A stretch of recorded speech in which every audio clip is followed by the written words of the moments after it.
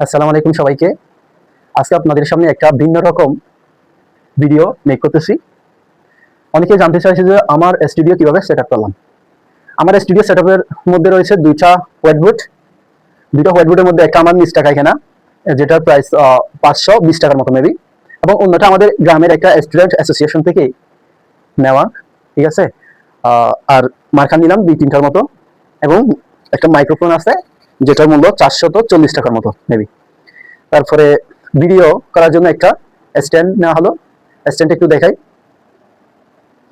এই সেই স্ট্যান্ডটা যেটা 699 টাকার মতো ভাঙছে, প্রায় 700 টাকার মতো। ঠিক আছে, ওকে।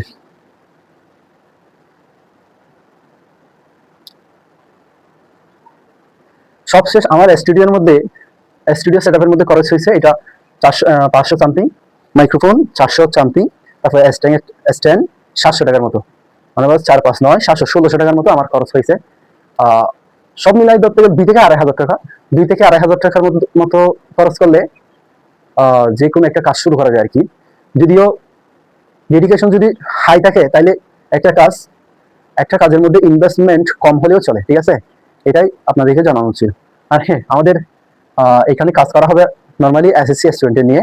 তোমরা যারা এসএসসি স্টুডেন্ট রয়েছো, বিজ্ঞান বিভাগ কিংবা অন্যান্য বিভাগে, তোমরা চাইলে আমাদের পেজের নাম হচ্ছে ফিজিক্স হান্টার্স ফিউচার স্কুল, তোমরা চাইলে এই পেজে যুক্ত হইতে পারো। ধন্যবাদ সবাইকে। সালাম।